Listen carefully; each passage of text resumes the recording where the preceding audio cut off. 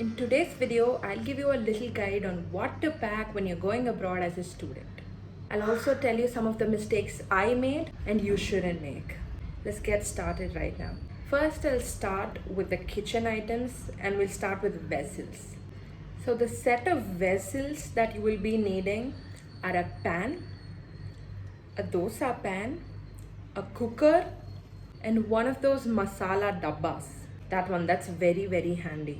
Next is a spatula to stir, a spatula to scoop, a couple of spoons and a couple of forks.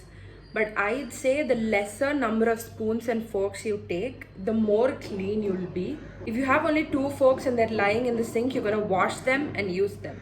But imagine you have like 6 forks. It's gonna keep soaking in the sink forever. Not take too many. So next is a plate for you to eat in and then a bowl.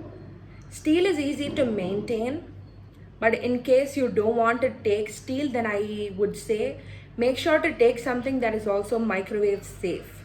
For storage, take 3 containers at least and make sure all of these are microwave safe and dishwasher safe. Most of us will be having a dishwasher in the apartment itself. And for all the vessels you're taking, also make sure to take a lid, maybe just the right sized plates to cover them all. If you are used to drinking tea, coffee or milk, then make sure to take a vessel to boil anything that you need. And I did not use this, but maybe you will. The filter kind of a thing that you use, I'll attach a picture of it, I don't know what it's called. And then a lunchbox and a water bottle. Steel is very expensive in the US, so I'd suggest anything you want in steel, take it from here. That's pretty much it for the vessels. You're not gonna need any more. Now I'll move on to the edibles.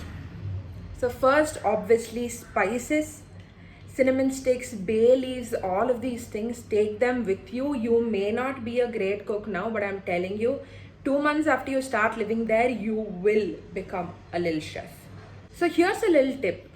Some of my friends got tamarind as a whole, but my mother gave me tamarind paste and it made my life so much easier.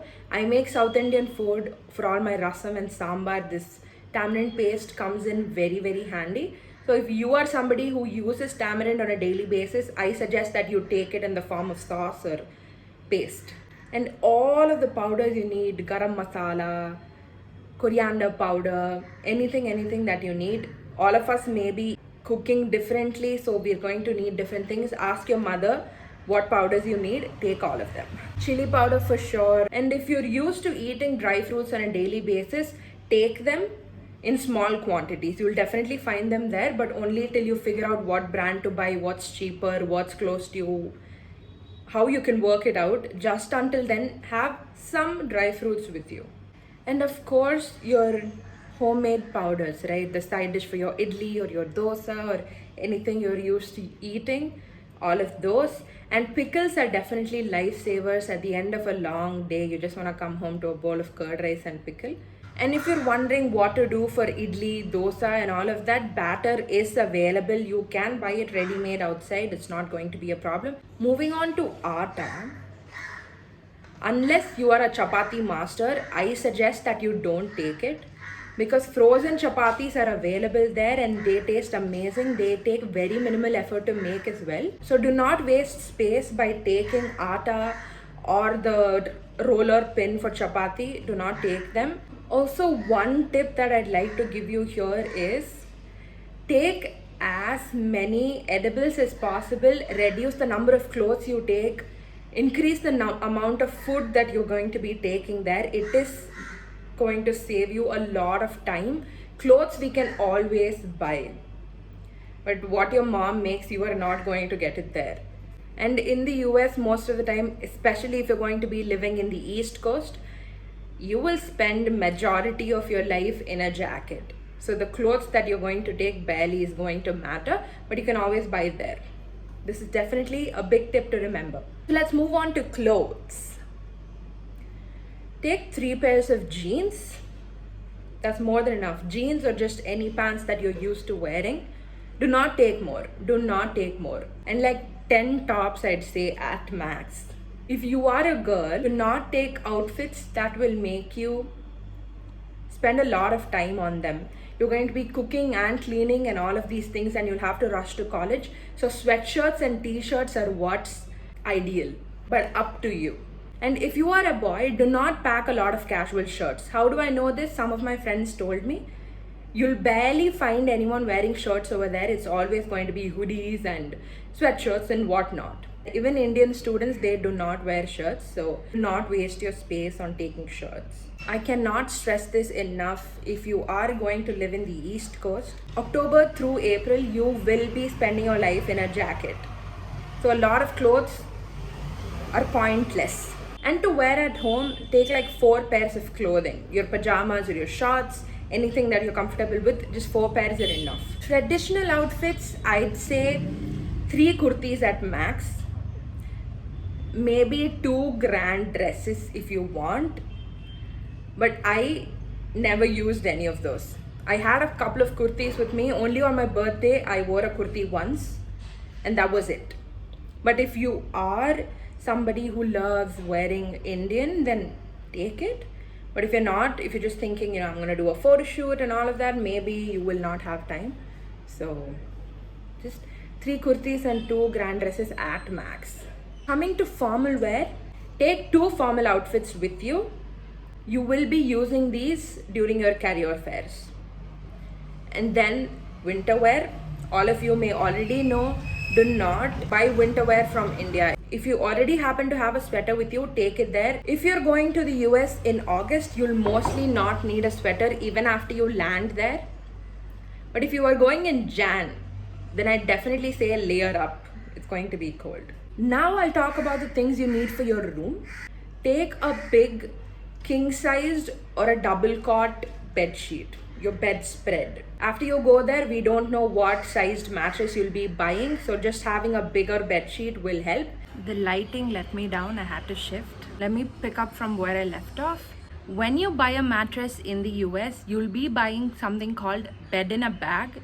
It comes with a comforter, a fitted sheet, a bedspread, and a few more things. But you will have only one bed sheet. So I'm asking you to take 1 more or 2 more from here, depending on how many times you'd like to change your sheets. Moving on to footwear, shoes are a must. If you have them, definitely take them. If you don't, go there and buy a pair on day 1. You will mostly be needing 1 pair of footwear for inside the house. Take 1 for that. When you're going for a quick grocery run or so, take 1 pair for that. Shoes and a pair of regular slippers are a must. Anything beyond that, up to you. And take many pairs of socks. You're definitely going to need it. Take at least 5 pairs. Now about accessories. Let's first talk about jewelry. Only take what you already have and absolutely love. Don't buy anything new. There are amazing places for great prices in the US. Do not buy anything new and waste your space. Go there and check them out. They're amazing. Especially if you're a minimalist lover. Sunglasses, do not buy anything new. If you already have something, take it with you. If you don't, you can always go there and buy. Do not buy a pair from here. Moving on to self-care, shampoos, conditioners, and face wash. Take them from India at least until you figure out what brands suit you over there. Also take 2 soaps with you. These fancy body washes, shower gels, do not buy any of that from here. It'll take up a lot of weight and it's such a waste.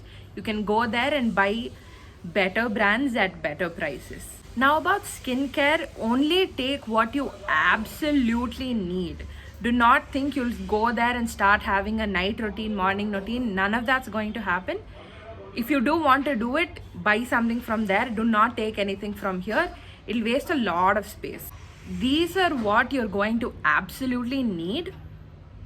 If at all you have space after packing all of these things, take board games, playing cards, portable Bluetooth speakers, or more such entertainment stuff. Now let's talk about your cabin suitcase. So first of all, your laptop.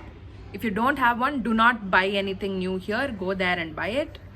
All of your chargers, Hair straightener and hair dryer, I took mine from India. They work just fine. In case you do not have them, don't buy them here. Go there and buy it. Earphones, headphones, all your electronics that you already own, take them.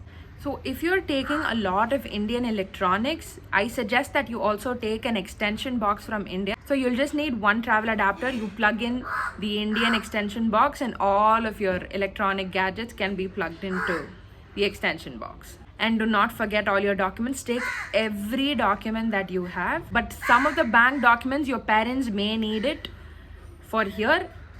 Talk with your father or your mother, figure it out. Leave the documents that they're going to need over here. I took a document to the US that my father needed here. So I had to ship it back to India from there and it was not cheap. Do not make that mistake. Find out what you can take and what your parents are going to need and then pack your documents. And finally, your travel pillow. These are all the essentials. If you have more space, then throw in some more clothes. But if you ever have to pick between something else and a pair of clothing, leave this behind, take whatever the other thing is. That's it for today's video. I'll see you guys in another video very soon. If you haven't subscribed to my channel, please do so. If I've forgotten to mention some of the items, mention them down below. Bye-bye.